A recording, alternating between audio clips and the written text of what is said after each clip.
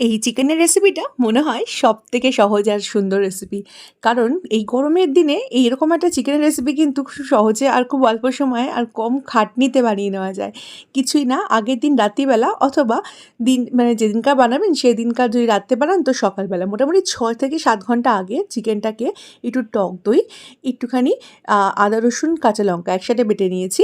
আদা রসুন কাঁচা লঙ্কা আর এর মধ্যে দেবো একটুখানি কাশ্মীরি লঙ্কার গুঁড়ো, একটু হলুদ গুঁড়ো, একটু ধনে গুঁড়ো আর দেবো এখানে ঝাল যে লঙ্কার গুঁড়োটা হয় সেই ঝাল লঙ্কার গুঁড়ো, স্বাদ অনুযায়ী নুন, 1 চামচের মতো চিনি আর দিয়ে দেবো এখানে কাঁচা সর্ষের তেল। যেটুকু তেল রান্নায় দেবেন সেটা ম্যারিনেটের সময় দিয়ে দিন। আর দিয়ে দিন এখানে গরম মশলা।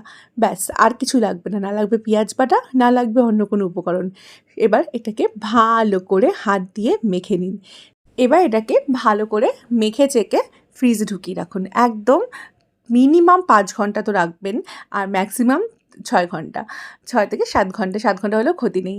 তো ওটা চাইলে আগের দিন রাত্রিবেলা ম্যারিনেট করে রাখতে পারেন মাংসটা, বা সকালে মানে বিকালে করলে সকালে করে রাখতে পারেন ম্যারিনেট। তারপর কড়াইটাকে ভালো করে গরম করবেন। কড়াইটা যখন ভালো করে তেতে উঠবে গরম হয়ে, তখন এখানে ম্যারিনেট করা চিকেনটাকে দিয়ে দেবেন। আর একটা কথা বলিনি বন্ধুরা, চিকেনটা কিন্তু কড়াইতে দেওয়ার আগে ম্যারিনেট করা চিকেনটাকে একদম ডিরেক্ট ফ্রিজ থেকে বের করেই কিন্তু গরম কড়াইতে দিয়ে দেবেন না। একটুখানি ঠান্ডা ভাবটা 1 ঘন্টা মানে রান্না করার আগে 1 ঘন্টা আগে একটুখানি ফ্রিজ থেকে বের করে রাখবেন। ঠান্ডা ভাবটা কাটিয়ে নেবেন। তারপরে এটা কড়াইতে দিয়ে ভালো করে মিশিয়ে ঢাকনা দিয়ে ঢেকে রেখে দিন মিনিট 15-র মতো লো ফ্লেমে। দেখুন বন্ধুরা কতখানি জল ছেড়েছে। এখানে কিন্তু 1 ফোঁটাও জল ব্যবহার করিনি, আর পেঁয়াজও কিন্তু এই রান্নাতে লাগে না। চাইলে আপনারা অবশ্যই দিতে পারেন, কিন্তু আমি বলবো যেহেতু এটা পেঁয়াজটা না দিলেই কিন্তু রান্নাটা বেশি টেস্টি হবে। তো এবার ওটাকে আবার নেড়ে চেড়ে 15 মিনিটের জন্য আবার ঢাকনা দিয়ে ঢেকে রেখে দিন 15 মিনিটের মতো। মানে ওভারঅল 30 মিনিট আমাকে এটা ঢাকনা দিয়ে ঢেকে রাখতে হবে।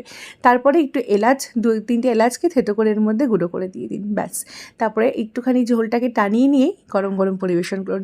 রেসিপিটি, এই দমে চিকেন রেসিপিটি এতটা ইজি হয় আর নর্মাল ঘরোয়া উপকরণ দিয়ে করা হয়, কিন্তু প্রসেসটা একটু আলাদা হয়। তবে খেতে কিন্তু যে কোনো ডিশের সাথে খেতে অসাধারণ লাগে। রুটি দিয়ে, পরোটা দিয়ে, ভাত দিয়ে, ফ্রাইড রাইস দিয়ে, যে কোনো ডিশের সাথে কিন্তু রেসিপিটি ট্রাই করতে পারেন। যদি ট্রাই করেন তাহলে কমেন্টে জানাবেন রেসিপিটি কীরকম লাগলো। আশা করি আপনাদের ভালো লাগবে, কারণ রেসিপিটি কিন্তু হালকা পাতলা আর সত্যি ভীষণ টেস্টি হয় খেতে। আর গরমের মধ্যে ঘন্টার পর ঘন্টা দাঁড়িয়ে দাঁড়িয়ে আপনাকে কিন্তু চিকেনটা কষাতে হবে না। এটার থেকেও মুক্তি পেয়ে যাবেন। খুব সহজে রান্নাটা করে নেওয়া যায়। তো এই রেসিপিটি আপনারা বাড়িতে একবার ট্রাই করুন, করে কমেন্টে জানান কীরকম লাগলো। আজকের মতো এই পর্যন্তই। Thank you for watching this video.